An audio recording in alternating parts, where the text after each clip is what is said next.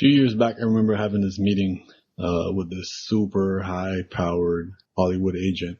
He was like an old school agent at the biggest agency in Hollywood. And we were at this like super, super cool members only type club. And we're having dinner and he goes, okay, so how can I help you? And I go off on this like existential tangent about who Humble the Poet is, what I'm trying to accomplish, what I'm trying to be, all this stuff. And he just like cuts me off. He's like, look, man, if you don't tell me exactly what you want, then I can't help you get it. So I don't know why you're saying all this other stuff. And he left me at that. He goes, I can't help you because you don't know what you want. Go figure out what you want. Be very specific and come back to me and I can help you do that. And he meant it. He literally meant like, you need me to connect you with this specific person. You need me to get you in this specific room. What do you need me to do? Don't tell me your big master plan. And it made me think about, later on how, a lot of us were raised to like not share what we need, to feel ashamed of it, to feel hesitant, to see a level of weakness associated with asking for help, that vulnerability. But the truth is, you can't hit a target you don't aim for. You can't even kind of hit a target if you don't have a direction to aim for. If you have nothing to aim for, then you're definitely hitting nothing.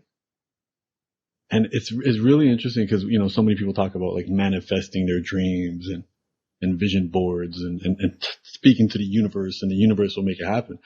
But really, you're just picking something to focus on. Tomorrow you decide you want to buy a Mustang. You're going to start noticing every single Mustang on the street.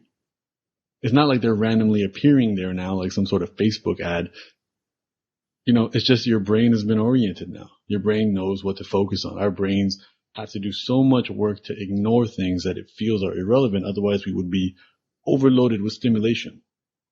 So when we decide we want a Mustang, Mustangs will appear. Mustangs in the bus shelters, Mustangs on billboards, Mustangs on the street. Anything to do with Mustangs will really pop out at us. Not that they weren't there before. And I've had these experiences a lot where the breadcrumbs have always been there, and it's just a matter of me deciding what I should be looking for, should be aiming for. And it's hard for us to do because we were taught not to aim for things. Ironically, we were taught not to tell people our goals and our dreams because we don't know if they're going to put us down, if they're going to sabotage us, if they're going to talk us out of it. But the truth is, you can't get something unless you know what you want. And I think about that as a creative.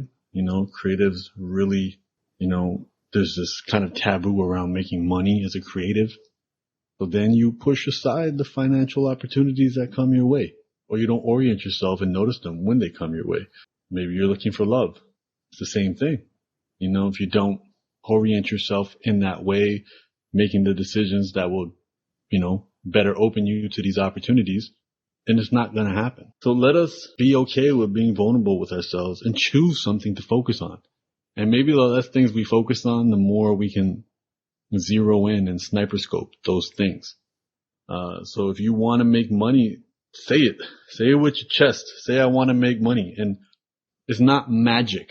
It's not the secret that money-making opportunities will reveal themselves to you. It's that your brain is now oriented to pick up on those breadcrumbs. If somebody mentions a TV show to you, you'll start noticing everybody who talks about that TV show, or you'll start to see the ads for that TV show. And again, some of that might be the crazy algorithms known as social media that show us this stuff. But a lot of it is just our brain deciding to pay attention to that. Our brains are trained to ignore smells in our houses, certain sounds, certain sights.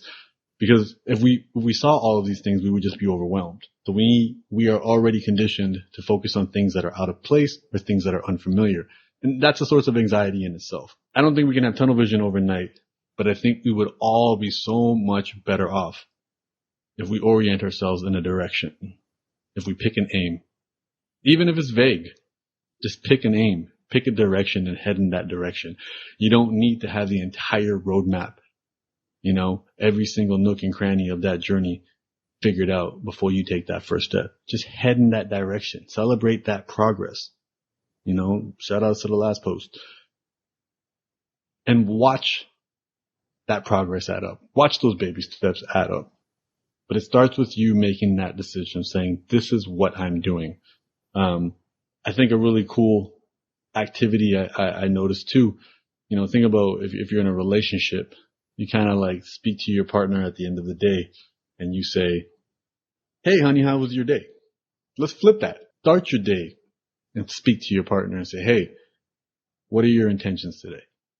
What do you plan on doing today? What do you want to accomplish today?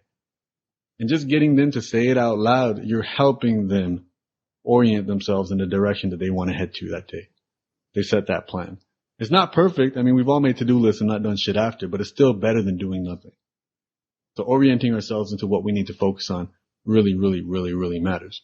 Now that I'm doing these rackets, I'm orienting myself on, okay, what type of ideas can I speak about that won't take too long to discuss? And because of that, they're revealing themselves to me. And again, it's not mystical and magic. It's just my brain picking up on the things that it needs to pick up on. The breadcrumbs have always been there.